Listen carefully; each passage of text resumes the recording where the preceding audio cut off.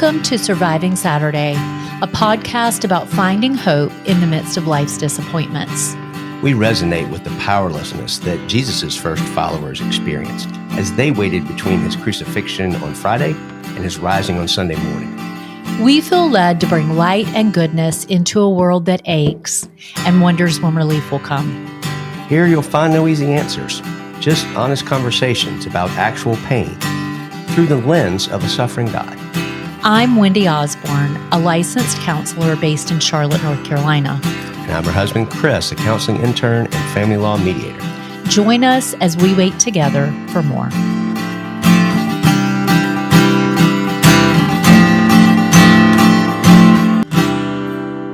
Often, we just think about desire as it relates to sex or desire as it relates to crushing our career, but it's so much more big and vast than that. And so that was part of what we did a lot of research on and just trying to understand, like, what is this thing called desire and how can we develop it even more than we currently do?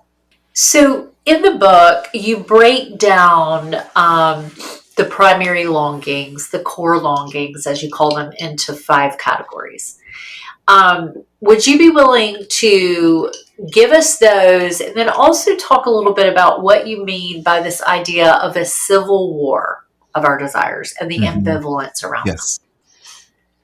So the 5 core desires are a desire for wholeness, which is all about understanding your story, identifying those childhood traumas and wounds, but really this desire to find wholeness and integration for your life. The second core desire, would you put identity kind of in that category? Sure. Yep. Yeah. Then the second core desire was for personal growth. And so this is, hopefully we'll have some time to talk about it today. I think this is so essential for marriages. I think it's so essential for parenting. I think it's so essential for just identity. And that's the category of differentiation or individuation. So we are living in a particular moment where there's a lot of personal growth out there. A lot of major podcasts are all like, how do you live your best life? How do you optimize your health? What are the protocols you need? All for some of those things, but it really bypasses kind of the crucible of self-development. So that core desire is, how do I desire the crucibles of my life? How do I develop hospitality for some of the difficulties that I'm in? That's the second core desire. Third core desire is for intimacy, this desire to know and be known. And, just part of what we learned is that, intimacy is not something that you're just hardwired with. Certainly if you grew up in a good family of origin that taught the value of knowing and being known, but most of us are a little underdeveloped there. So this is teaching people the skills of how to develop intimacy with people in their life. The fourth core desire is a desire for pleasure. And that's all kind of reframing how we think about sex and how we approach sex. And so I'm working with this notion that sex is always revealing things to us and provoking us beyond our window of tolerance, provoking us beyond the status quo that we've settled with, and then eventually has the power to heal us. But part of what I would say there is that most of us use sex to kind of avoid revelations about ourselves. We don't want to go to that place. We don't want to be provoked. And for those reasons, we don't really experience the healing that we could. And then finally is this desire for purpose and meaning in our life. And really trying to show people how to find that, how to identify that, because I'm sure you all see this as well. Some people over-index in their careers. They crush their careers. They go after this particular retirement number.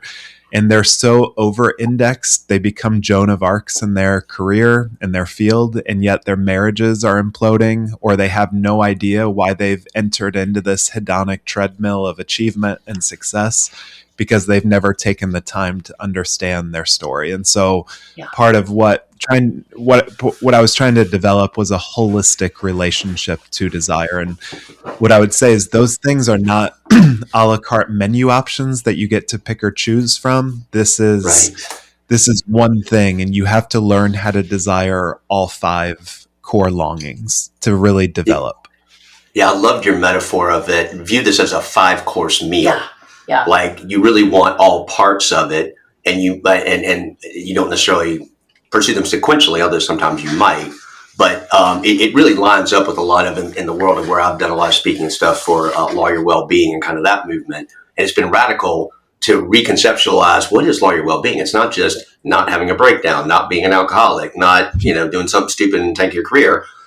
We are trying to promote the idea of wellness, integration of all these dimensions of ourselves, many of which could kind of overlap with this. And so I think that's really appealing to say. And it's not a, hey, you got these 3 tips and you master them and boom, you're off to the races. It's these are things to continue sort of dialing in and figuring out where you are on and adjusting. Yes. Yep. Yeah. So let me give like a super practical example of like, why I wrote it, but also like the importance of it is, this transition that I make between kind of like a desire for wholeness and knowing your story to that of differentiation. This is like a really big one for people that do story work. It's a really big one for people that have come out of therapy or are wondering why intimacy in their marriage or their careers are kind of falling short. And differentiation is taken from cell biology. So essentially, like think about a plant. And for a plant to grow, those cells have to differentiate or divide in order to promote the growth of the organism. Yes. And so I always think about this in terms of, like a symphony, that if you were to go to Atlanta, Seattle, San Francisco, New York City, and you were to walk into the symphony, you want to make sure that these musicians are highly differentiated. You don't necessarily want broken strings in there, even though we all have them from time to time. You don't want them to be like, that's really hard work to practice. So I just like kind of phoned it in and now I'm going to get onto the stage and it's all going to be good. But that's what a lot of us do is we arrive on the stage of marriage or the stage of our career or the stage of growth. And then it begins to break down. There's conflict. And part of what's being exposed is our lack of individuation, our lack of differentiation.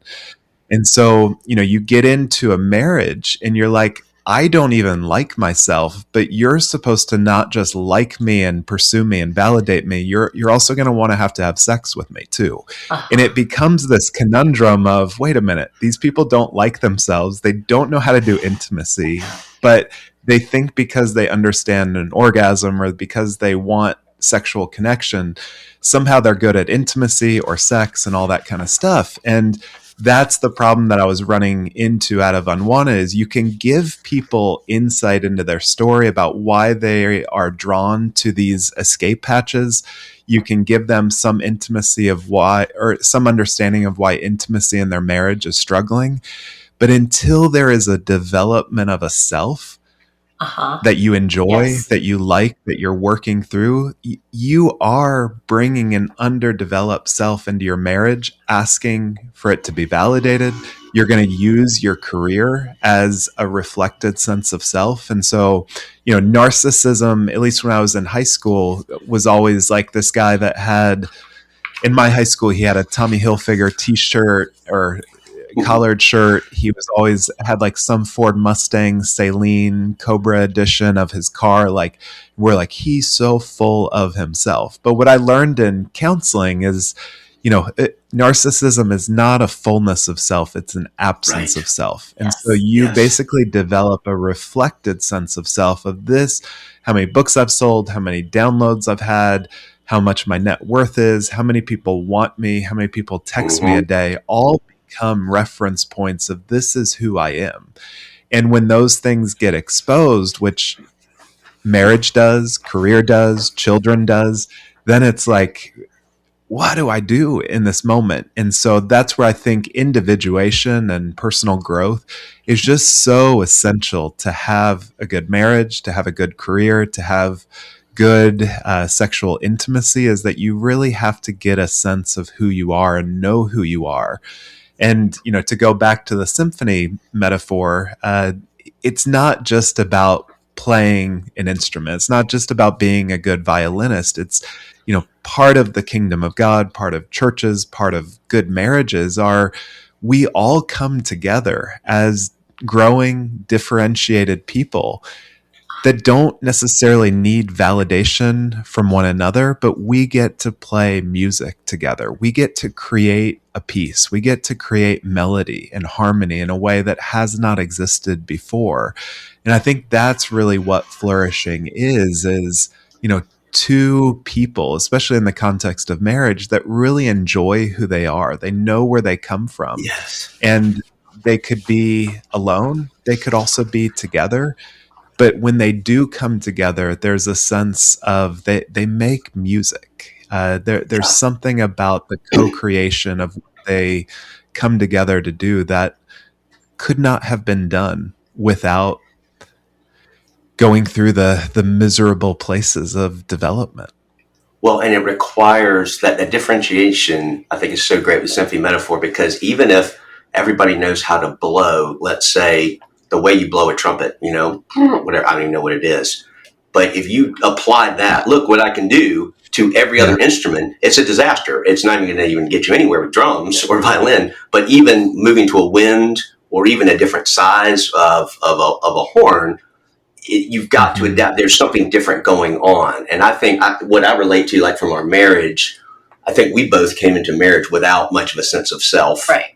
We knew how to, care for other people, because in our various, backgrounds, that's what we were sort of trained and operationalized to do. And so we come in, great, I'll care for you. But we ran out and we didn't know who we were. And really, we didn't know what we needed. We had people telling us, we have these 5 love languages, all that stuff. Okay, great. But we didn't really know what our self was, to either know how to lay it down when you're supposed to, or how to love somebody as I love myself. If that's completely underdeveloped in the first part, how am I going to do anything going outward to anybody that's really any good? Well, yeah, because I'm thinking a mirrored self or an undifferentiated self can't receive. It can only reflect. And so I try to believe the way you're treating me. I don't really believe it, so you can never convince me. And it's we were talking before we started recording about being in a place in life where we feel like we're in a chrysalis. Okay. And we are becoming, but it's a bloody mess in there. Like, it's not just this sweet, evolution. It is a messy stage of development, and it's hard on both sides for the one differentiating and the one allowing the other to do that. Exactly. Yep. And I think, part of what I want to be clear on is, nothing will prepare you for marriage except for your marriage. So there's not like this sense of, I'm going to get really differentiated and then all of a sudden my marriage is going to be good. That's part of what happens. Is like, I would say that your marriage is working quite well when it leads to a level of distress, when it leads to a level of conflict, because marriage is doing what it's supposed to be doing, which is to expose how both partners are underdeveloped and the things that they need to identify in terms of where they are calloused, where they abdicate power, where they are coercive with power. And so obviously we want a baseline level of safety in the midst of that. This isn't in reference to a domestic violence situation, but we need to recognize that that's what marriage is it's a stage, and the insecurities are going to be very quickly noted, the pattern ways of behavior. And so I think we need a new concept of, like, when we encounter a marital breakdown or difficulty with our spouse, your marriage is working great at that point. But the same is true. There's this guy by the name of Bill Plotkin, and he says that essentially, usually between the ages of someone's mid-20s and late 50s, the soul will initiate a crisis of some kind. And why he says that happens is because we live in a society without elders. We don't have people that are initiating us into what it means to be a human, to be a man, to be a woman, to be married.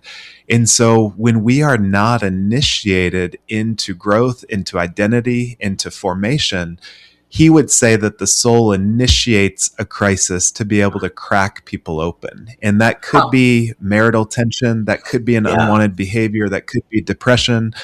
Wendy, we were talking before the show, sometimes that's your own kids and it's a parenting crisis that you go through, but something has to crack us open. And we usually hate the symptom. We loathe it. We want to get rid of it. We want to treat it. But that's part of the goodness of this goop. Part of the goodness of the misery is that it's trying to expose a provisional self. It's trying to show this is the way that you have made your life work, and it's no longer sufficient for where you want to go. And that's been a big reframe for me in my marriage, but also in kind of elements of parenting, career. It's all these places where my shortcomings are exposed. I'm like, okay, the stage of parenting is working well. The stage of marriage is working well. The stage of the podcast world is working well. Well, I was going to say that's one of the things that jumped off the page in reading the new book. And I know you got it from Young or somebody, but reframing the whole idea of what's at war with my true self, or when I'm not being my true self, calling it the provisional self. That was eye-opening for me. I'm like, oh, I like that language, because it's like, this is the self that I've developed to get by in the world, some by choice and some by necessity of survival. I like that better than this whole image of the false self that's held up in contrast to the true self. That sort of felt indicting. It felt like, oh, you're lying, you're being false, and that's not exactly right. When I'm being that provisional self, I'm being true to how I was formed to be. I don't have agency over it, and I'm not the self that God had in mind that he wants, I think, to liberate from a lot of that junk. But that provisional self is a much less pejorative and more welcoming. Oh, it's my provisional self. Duh, not my false self. I'm lying. No, I'm not lying. I'm reverting to things that are maladaptive. Things are not helpful. But now I can sort of get back in the driver's seat, to get a little IFS on it. But I'm going to get the true self back in, and we're going to try to aim for what is that person? Who are they? And what do they need? And how can they operate with agency in this moment instead of defaulting? The default self is the next best thing I can think of. Definitely. Yeah. The provisional self, I first read about it from a Jungian analyst by the name of James Hollis, and found it so helpful in the same category, where there was, that was part of, persona comes from the Greek phrase stage mask. And so I know that can be false self too, but it's like, no, I both had this stage mask handed to me, but I also decorated that thing, and I perfected it, and I got the fitting just right. So that's part of what we have to do, is to honor, like, I built a really good mask. I built a really good persona, a provisional self that, like, I can honor it, but I also have to get a sense of, like, it needs to break down. And so that's such a gift to be able to go through something of that crucible, to say, like, just if I show up in the world with image management all the time, that's going to create difficulty with my own family growing up. Right. So, like, I grew up, a couple brief stories would be, we were among the poorer people in our particular upper class neighborhood in Northern Virginia. But we had like a Dodge Caravan with wood paneling, like probably 18 years old or something, like way long after everybody. So we can picture it. Anytime we were driving that, or my dad had a Geo Prism that eventually became mine. And I just remember, like, putting the recline on the seats back so that kids in my neighborhood wouldn't have to see me. I was bullied pretty incessantly in middle school. I used to love my Atlanta Braves t-shirts. I had a grandmother that lived in Chattanooga, Tennessee, and we'd always go down to Atlanta to, like, see a couple games every summer. But people started critiquing the clothes that I was wearing, of like, why are you always wearing these Atlanta Braves shirts? And, my mom would often, her attunement was often on things like how clean our house looked. So she might miss my face coming back from a horrendous day of school, but our blue collar kitchen was clean, and that's where her attunement often was. And so this sense of, I'm both feeling very critical of myself, but also my family was a lot of image management. And so now later on in life, if my wife is trying to have a party or a get together, she will often wait until I'm traveling to have people over, because I'm like, is the house clean? What are we going to do? What are we doing for food? And so I want like perfection in terms of how we're hosting, and everything needs to be just right to be able to manage that image. I also have a son that he currently has this, there's a brand in New York called New York or Nowhere. Way too expensive sweatshirts, and shirts, but he has this New York Knicks, New York or Nowhere sweatshirt that looks fabulous. Like it's such a great sweatshirt, but he wants to wear it all the time. And Nice. I have this sense of like, no, you can't wear that every day of the week, because people might think that's the only sweatshirt you have. And so my provisional self that came out of trauma, heartache, my own, family, is at war with rest and play in my own family. Yes. And that's part of what family does in this particular season is there's going to be a breaking point with this image management in me, or this sense of everything has to. So that's part of the kindness of the difficulties that we face, is you're being cornered all the time. And you can either go to rage, to contempt, you can go to an addiction and fade. Check But like out. at some level, you're going to have to engage this identity, this way of life that you have built, because the people in your world, whether it's your employer, your spouse, your dear friends, they all smell it. They know what's up with you. So In my practice, I see people 3 years old and up. And so oftentimes I'll see multiple family members. And one of the sweetest experiences is when parents will come in because they have a child that is rebelling, either lowercase r or capital. But there's a lot of animosity because the child maybe is lying and not getting school assignments done. And as we begin to talk, the parents have so much integrity that they will say, actually, I think part of this issue is me. And so it's not so much I got a bum child or suddenly my child has been corrupted by his middle school, but there's something I'm bringing to the equation. And so I recently had a scenario where one of these families came in and the parents came for their first meeting. And then we realized, okay, you came into parenting with this beautiful desire for cohesion in a family, for morality in your family, for unity. And then the more we talk, we realize, first, that's a beautiful desire. I had the same one. And then you had these teenage years, and that's kind of out the window because everybody is differentiating, including the parents. We're trying to move into a new stage and not as a parent of young children. So then, with this family, I discovered that the dad's mother left the family when he was 4 because of an addiction to alcohol. She would periodically call and say, I'm going to come and pick you up and have this grand adventure. So he'd go sit at the end of the driveway and he would wait. And more times than not, she would not come. And dad would then, invite him as he's wiping tears back, come in and let's play a game. Okay, and so what we discovered is his desire for this time with his mother to have connection. Like he would get up, he would get himself dressed, he would brush his hair the way he thought she liked it, from what he remembered. And the desire was humiliated, right?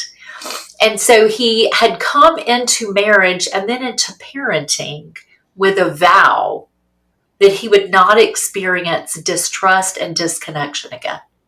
And so what he was doing is putting so much pressure on this child that he was actually experiencing the thing that he was most afraid of. And so I feel like this topic of desire and this topic of individuation, differentiation is so practically important for myself and all the people I sit with. And it sounds like you're seeing the same thing. Yes. Yeah. Yeah. So much about that particular story that we could workshop and uncover. Yeah. But I mean, yes, like parenting, marriage are all of these places of exposure of these Yes. scenes. One of the stories that I was thinking about with my son was when we were moving from Seattle to New York, my son was just challenging almost every decision that I was making about Yes, everything. I was hoping you'd tell this story. I was going to steer you next, please. Okay. Yeah. And, just challenging everything. So it was, kind of pandemic parenting where you're trying to be the math teacher, the language arts teacher, Zoom technician, and also mom, dad. And it was just impossible. And so he was pushing back. And it was right around the age of like 7. And part of what I, began to experience was just like everything inside of me wanted to kind of come against him for rebelling. This raw desire in him. There was a billboard behind our house in Seattle that was like every gallon or every egg basically takes 53 gallons of water to create. And so I remember this PSA. He had chucked 3 eggs against the fence in our backyard and said, like, I just wasted 159 gallons of water. And he's proud of he it. just had this cackle that he was proud of. And we were just in friction and difficulty all the time. And like my wife saw, rupture and repair is really good on one hand, but if parents are not really going beneath the surface to understand, like, why do I keep rupturing? It just doesn't do much. So my wife essentially kicked me out of our house and said, you got to work on this. And don't come back until you have some answers and some level of commitment. And part of what that drive offered, I went to a park, and part of the first sense that came to me when I was in IYKYK, I can remember it like it was yesterday, was this kid is able to rebel in ways that you were never allowed to rebel. This is what Rachel was able to do. This is what, but you have never been able to rebel. And you are pathologizing your son's defiance rather than And so that was the message that I needed to hear. It didn't clear it all out. It wasn't, all the debris wasn't gone, but I'm like, I'm vowing in this moment to come back without pathologizing his disruption. And so part of what I said is like, what do you want to destroy? Once a week, I want to destroy something with you. And my parents had just dropped off my childhood bin because we were about to move and they wanted it out of their house and clean out their storage. And so I had this bin full of like trophies. I went to a small Southern Baptist high school and won almost every award there is to win, like male Christian athlete of the year, male athlete of the year, student athlete of the year, the Barnabas Award. Like I finished second in the state science fair in terms of, I built it was called hydrogen-based technology for a cleaner, more sustainable environment. So I had this trophy from the state of Virginia for winning second place. And he said, Dad, I want your trophy. So he grabbed my second place science fair trophy and then my high school bat from when I played baseball and essentially put it on top of a rock and then swang the bat with as much gusto as he possibly could. And the trophy shattered into like 1,000 pieces. And he just started laughing so loud. And he's like, Dad, your trophy is cheap plastic. and again, like, what a picture. The metaphor not lost on me of like that, kids are trophy destroyers. They know what is dear to you.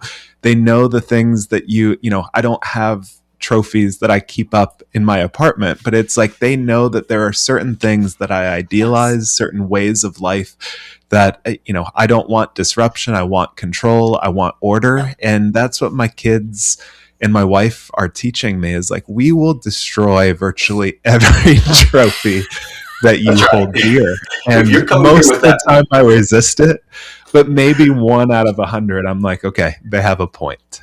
yeah, you're coming here with that record. Let's tell you how little it means. Yeah. So, just as a basic question, Jay, what do you gain when you let them destroy your trophy? Like, there's just so much in that. What's I the gift think to you? it's some level of freedom of being able to say, I don't want to hold this kid hostage in the way that I held. So even though I feel like I've broken loyalty to my mom and my dad, I also continue to be deeply loyal to them and creating systems of order at the cost of connection. And so really what I gain is connection. It's life. It's being able to break loyalty so that new life can emerge. So I think it creates much more freedom and just a different tone in our family. So it supports desire. Intimacy, like the safety of intimacy. Yeah, right? I'm just thinking the safety of that kid. Like, I can tell dad, I'm not impressed. I'm not going to do this. It's a visual reminder, but I'm still for you. Like, he's got this. He's not smashing you. He didn't say your head, let me smash that with a baseball bat. He's like, let me smash this icon. The thing I loved about that, Jay, too, is it reinforced something for me that was helpful.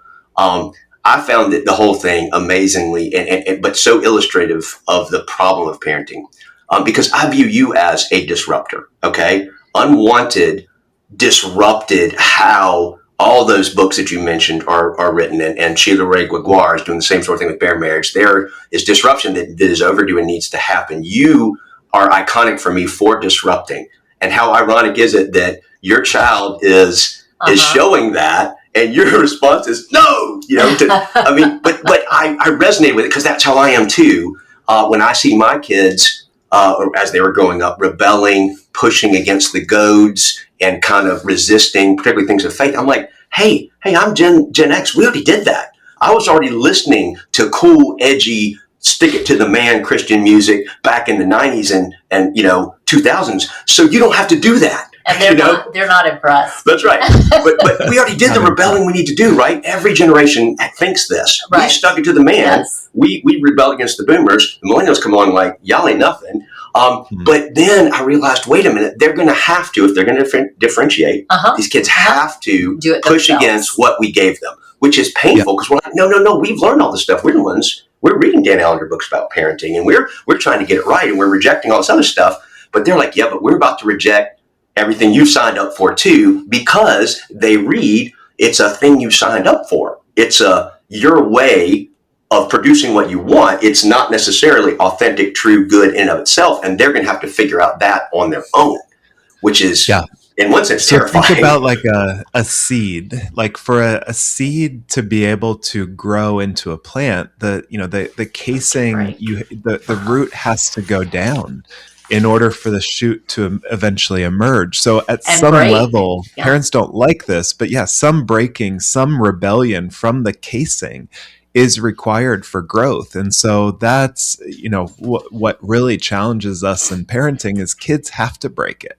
They have to break open. They have to go down and descend into who they are in order for a differentiated self to emerge. And most families don't have the maturity to tolerate that there's going to be different desires and different opinions and different ways of seeing an issue and a dynamic. So that's, again, back to differentiation isn't just like I know it all. It's being solid in who you are, but it's also increased flexibility. And flexibility is what's needed in relationships and stretching in organizations. Like you want to have a solid sense of who you are. You want to be solid, grounded, have muscle mass, but you also want to be flexible.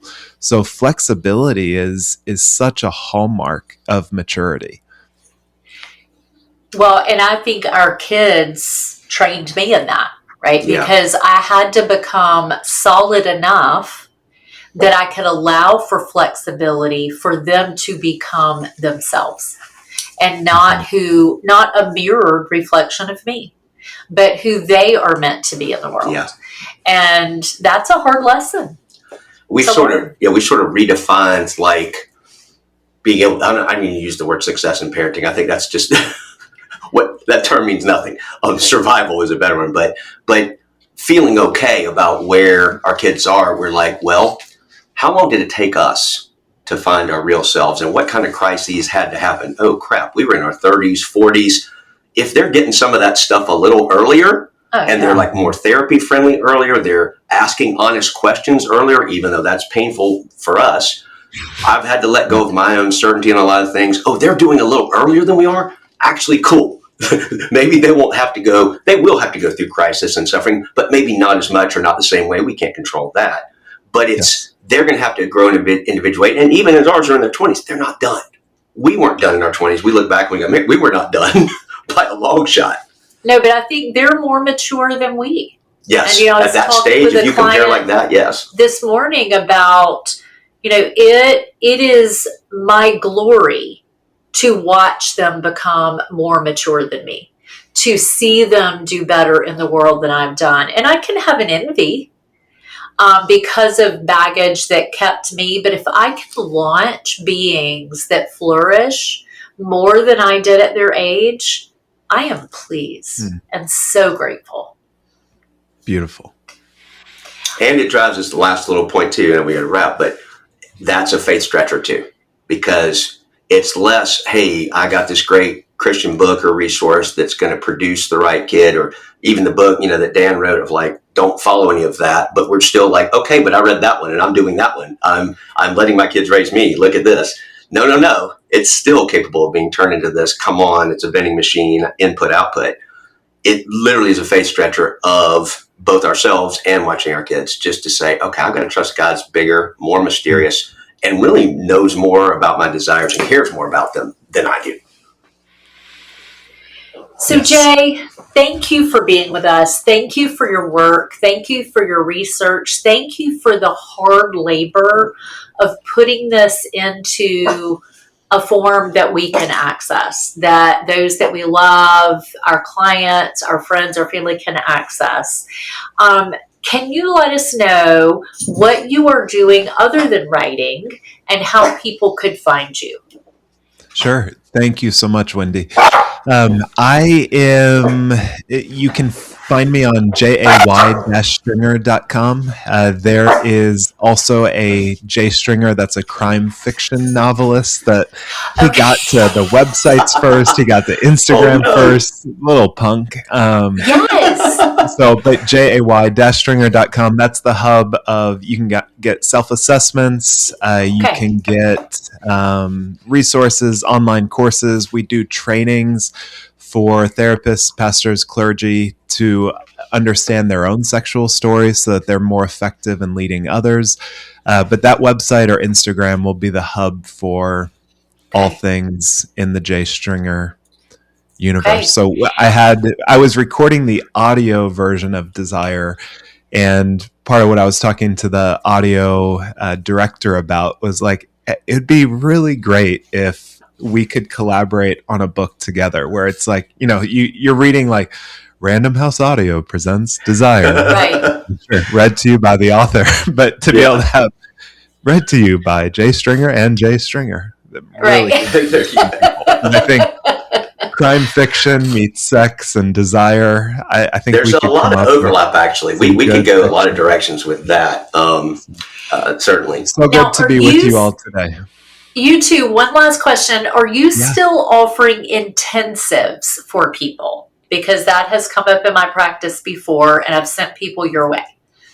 I do offer intensives. Yep. So we do 3-day intensives for people that are just wanting to take a deep dive into their story. I don't ever view it as a replacement for therapy or, some silver bullet of this is what's going to help me outgrow an unwanted behavior, or this is what's going to solve intimacy. But, we work pretty quickly to kind of get into what are the major themes that are at work. And so day 1 is about the past, the provisional self, who you were, the roles that you played. Day 2 is about the patterns that you've developed in your adult world that are leading to conflict and difficulty. And then day 3 is kind of some sense of future of, If the provisional self no longer is active, the patterns of sabotage are no longer there. Like, who do you want to become? And that's what desire is all about to me.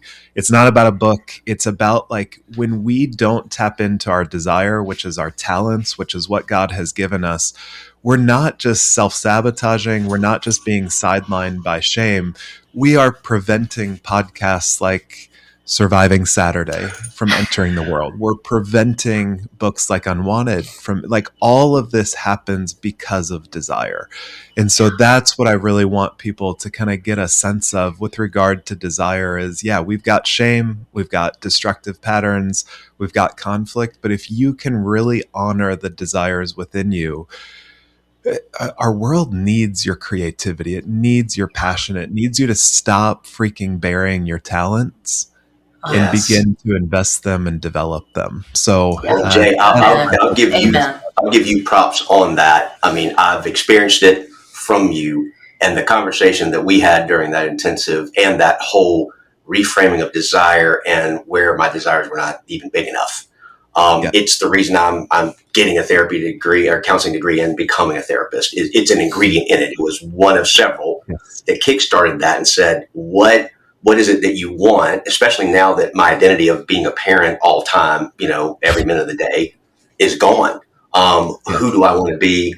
So we are grateful to you. I hope that this desire book is changing the conversation like Unwanted did, but broader, and really people find freedom in it, and find that God's got a lot of good stuff that he will give us the desires of our heart, but he'll shape them, and he'll turn them into something way more than even we could dream of if we just let him.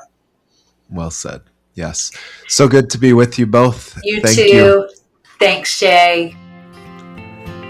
The Surviving Saturday podcast is brought to you by Nurture Counseling PLLC, a counseling, teaching, and training center based out of Charlotte, North Carolina. We help families flourish one story at a time. Nurture Counseling provides counseling intensive for couples, conflict resolution coaching, story work groups, seminars, workshops, and retreats to provide a safe and welcoming context for exploring the agonizing experiences of pain, brokenness, and evil that disrupt our lives, and that God often uses to nurture deeper trust and intimacy with Him and with each other. You can find us online at www.nurturecounseling.net.